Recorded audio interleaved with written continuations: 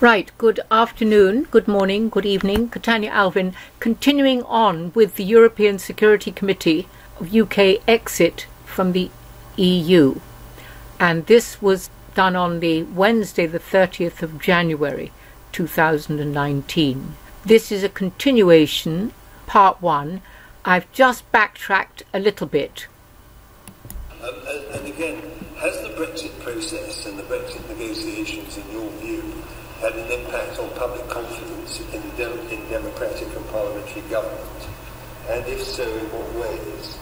And could or should the government have done more to inform and explain to the public what it was all about? Well, Sir William, that is a huge question. I'd like, if I may, to answer it in two parts. A little about the strategic communication and a little about confidence in government. Oops. I vividly recall a conversation shortly after Sir Bradford joined the department. I've asked to go back and look at the papers. But all the ministers came together in our conference room and were briefed on the kind of exit we could have. Either what I would characterise as a high alignment Brexit, something like the EEA plus something like the Customs Union, or a normal advanced free trade agreement. And after going to and fro through the briefing, all of the ministers in the department together decided that we wanted a normal advanced free trade agreement because that would be the kind of Brexit which would fulfil the mandate of the referendum and indeed the mandate of the preceding speeches, the mandate of the general election. I just want to say this is Steve Barker speaking. Our officials looked somewhat crestfallen. Clearly the advice was to go for a high alignment Brexit. And then subsequently, in a sense, the rest is history because the European Union then offered us that kind of Brexit. President Tusk's offer on behalf of the Council included an advanced free trade agreement. Can you give a sense as to what that date was, more or less? I think it was in February. I've been back to my notes this morning. I can't find the exact date this morning, but as I say, I have asked to go back to the department and examine the papers. And I'll be happy to write to the committee and let you know exactly when that happened. But what clearly happened subsequently, as David Davis explained in his evidence to the committee, is that we ended up with a parallel process of policy development. Within the department, ministers led by David Davis were developing one policy and the Cabinet Office Europe Unit clearly developing another. We ended up with a parallel process, one for Brexit and one for Remainers. I think that's called duplicity. I think it's called something else as well when it's in government. Which was revealed at Chequers. David, I think he's attested that he had 5 days' notice. And it seems to me that this is a considerable abuse of our Constitution. For a Secretary of State to be cut out of the development of his main policy is quite a debacle. And it seems that something similar happened to Dominic Raab as his successor. I think that's an understatement of Steve Barker. He puts it very well. But I think it's an understatement. I think it's much deeper than that. Explain. In words which demonstrate the sequence of events, how you saw this divergence of opinion and thoughts as between number 10, who was responsible, and also what was going on in the department. Because you're demonstrating at the moment that they were picking up messages. You thought you might resign at an earlier stage, but you thought you'd better stay there because of the fuel bill. But there comes a time when you're conscious of the fact that you're operating in what appears to be different silos. And that must have been quite an experience, because after all, as you quite rightly said, the Secretary of State is the person given responsibility for carrying out the functions of Secretary of State and having to appear in the House of Commons to appear accountable. You're there with him and having to do a similar kind of job. Yes. So can you just sort of explain the relationship with number 10? It was like a bunker, for example.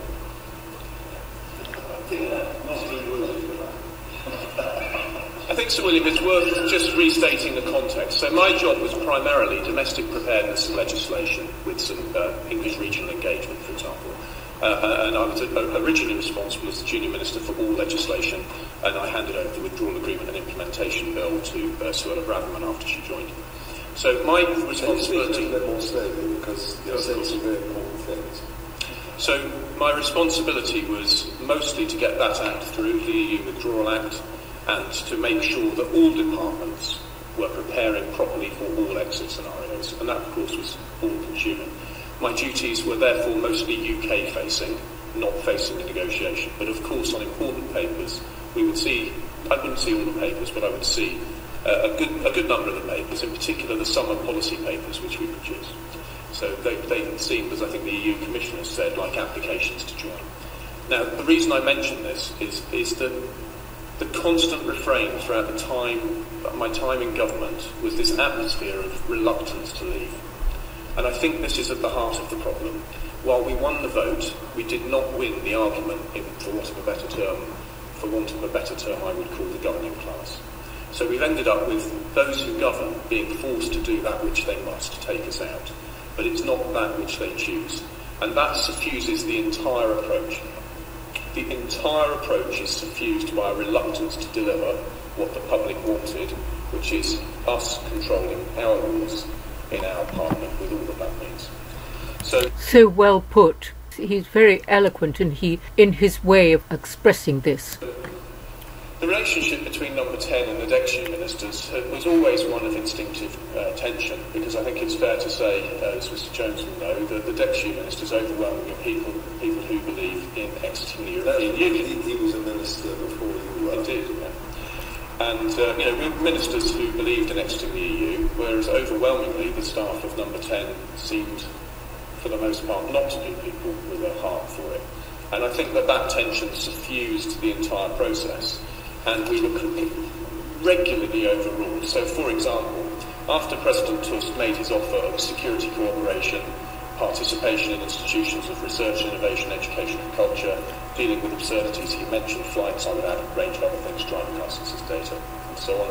He also offered an advanced free trade agreement, all sectors, no tariffs, you know what we offered. Once he'd made that offer, I was very pleased because it matched the policy which DEXU ministers had decided, and I wanted to start putting it in my speeches. And one speech in particular, I remember, was edited by Number 10 to remove references to that offer.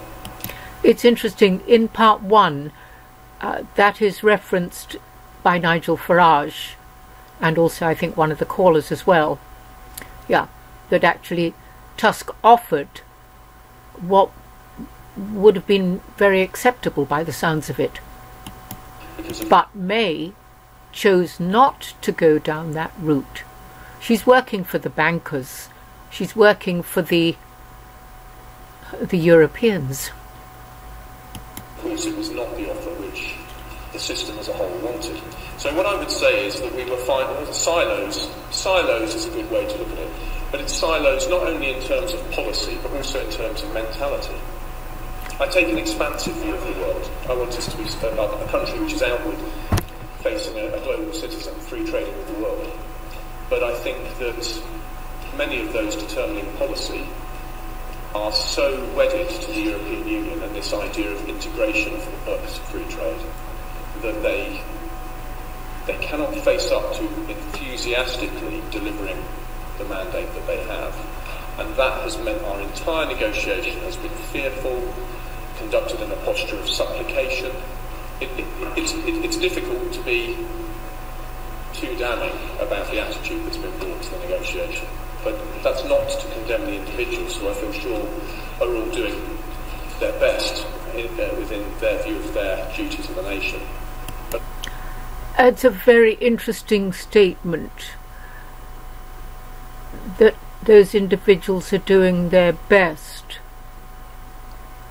from their viewpoint, but that is not the viewpoint of the people, because what the one world order or the one world government, of which I have no doubt the European Union was set up as being the central core of, is not for the benefit of anyone. Look how Greece has crashed, look how I think Portugal, and I mean there are so many countries. I think now Italy is in considerable straits, difficulties. Not quite sure about that. I've just seen a bit of that. And so really what it is, we the people, when we wake up, realise that our government and governments have not actually supported the people and the people's wishes, and they've used their propaganda machines, basically the BBC, to misinform and propagandise the people, and along with the newspapers too. Unfortunately, they don't believe in what they're doing. So you see, as he said, unfortunately, they don't believe in what they're doing because they believe in communism, socialism. That's what the European Union is. It's blatant communism. You don't get to vote. You might get to vote in your country, but your Prime Minister has no sway whatsoever with the policies of the European Union. And I remember when they were starting with the Alimentarius, Codex Alimentarius and the herbs, and it was absolutely shocking what they were doing and what they did to our farmers and God knows what else. No, this is globalism, big time, and it's got to be stopped. I'm afraid I view our current circumstances with considerable sadness. Right. Well, first of all, if I may, I'll ask Philippa Whitford, and then Geraint Davis, and then... If I may, Sir William, I beg your pardon, I wanted to also, you asked me about explaining, forgive me if I may. There was another issue. Back in the autumn of 17, after I joined, I wrote a paper on strategic communications, strongly encouraging the government to communicate what we were doing, and in particular, our no-deal preparedness. And those suggestions were not taken up, again by Number 10, because they did not want to have an impact on the negotiations, in case the European Union essentially did not like what we were saying. And this is just further to the point about reluctance suffusing the whole thing, I think. That's it, as absolutely kowtowing to the European Union, in case the European Union didn't like what was being said in the communications, or about the importance of communicating what was going on. This is a brilliant man. I absolutely commend him. Right. Just before that, just one last question I'd like to put in on the stage. At any point in your time as a minister, did ministers in your department come together to frame a collective view on the kind of Brexit they wanted to see? Absolutely, Sir William. In the meeting I described earlier, which I believe took place in February, but I will go back to the department and check. But it was certainly after Suella Braverman joined the department and before the Tusk offer. But in that period, we met collectively with officials and took the view that we should have an advanced free trade agreement-based trade relationship and not one of high alignment of the kind similar to the Union. It almost follows on from that. At the start of the process, the Prime Minister said she would consult across the House, she would consult across the United Kingdom and come up with what Brexit looks like before going to Europe. But she didn't really do that. And then going through, there was all the keeping cards close to the chest, which then touches on the communication. Do you think if more work had been done right at the start to work out across Parliament, across government, across Cabinet, this is what we want, and have agreement, we wouldn't have had, in essence, the public negotiations we've been having in this House over the last couple of months?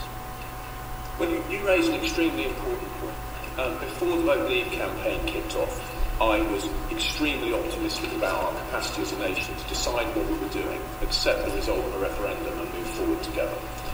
The Vote Leave campaign started with very high-minded. Dominic Cummings' interview with The Economist, for example, I think stands the test of being a thoughtful interview, aware of the great geopolitical challenges, technological, economic challenges of our time. I think it was an interview anyone can be proud of. And then, of course, by the end of the Vote Leave campaign, we were putting out leaflets helpfully showing where Syria is in relation to Turkey. I was not very pleased about that.